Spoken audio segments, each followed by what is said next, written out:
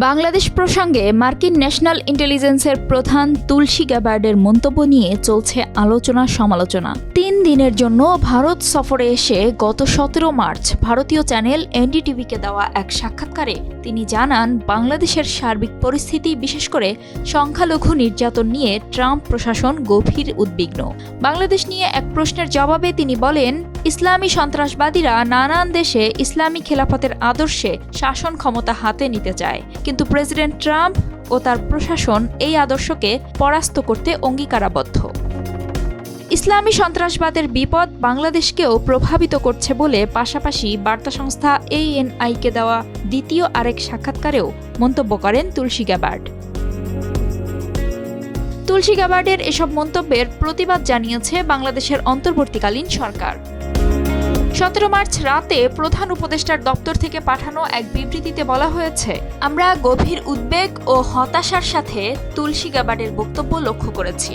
সেখানে তিনি বাংলাদেশে ধর্মীয় সংখ্যালঘুদের ওপর নিপীড়ন ও হত্যা করা হচ্ছে বলে অভিযোগ করে বলেছেন, ইসলামপন্থী সন্ত্রাসীদের হুমকির মধ্যে ইসলামী খেলাফতের মতাদর্শে দেশ শাসন করার আদর্শ ও উদ্দেশ্য নিহিত আছে।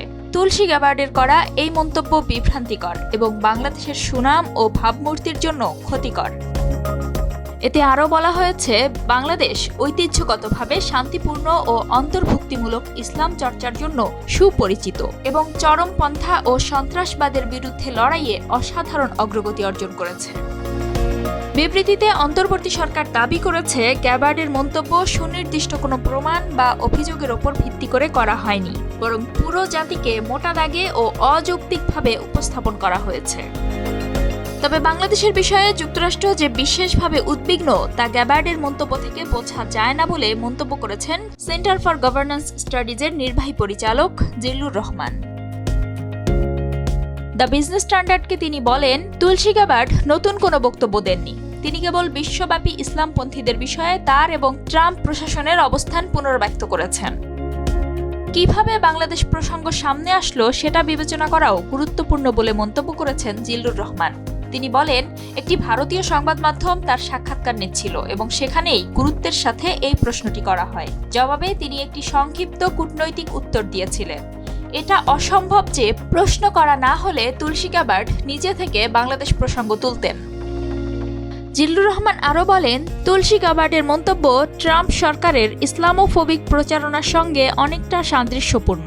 এছাড়া গ্যাবার্ড নিজে হিন্দু ধর্মাবলম্বী। তিনি হিন্দু, খ্রিস্টান এবং বৌদ্ধদের উপর নির্যাতনের কথা বলেছেন, কিন্তু বিশ্বব্যাপী হোক বা ভারতের অভ্যন্তরে হোক মুসলিমদের উপর নির্যাতনের কথা বলেননি। এর থেকে বোঝা যায়, সাক্ষাৎকার গ্রহণকারী তাকে যেভাবে প্রশ্ন করেছেন তিনিও অনেকটা সেভাবেই উত্তর দিয়েছেন। মার্কিন প্রশাসন বা নীতি নির্ধারকরা যে বাংলাদেশ সম্পর্কে বিশেষভাবে উদ্বিগ্ন তা তার মন্তব্য থেকে বোঝা যায় না।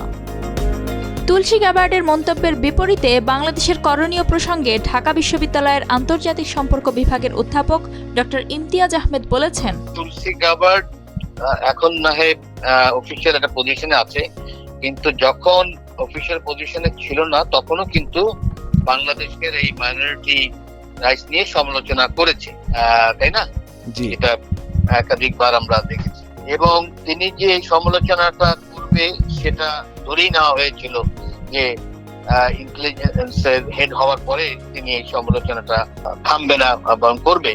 সেই হিসাবে আমাদেরও যেটা উচিত ছিল যে এই বিষয়টাকে অ্যাড্রেস করা ভালোভাবে, এবং আমি জানি না যারা সরকারে আছেন তারা হয়তো জানবেন যে তার সাথে কোনো ইন্টারাকশন হয়েছে কিনা, এবং আমাদের বাংলাদেশে ডায়াসপোরা আছে তাদের মাধ্যমে ইন্টারাকশন হয়েছে কিনা ইত্যাদি বোঝানো বাংলাদেশের বিষয়টা।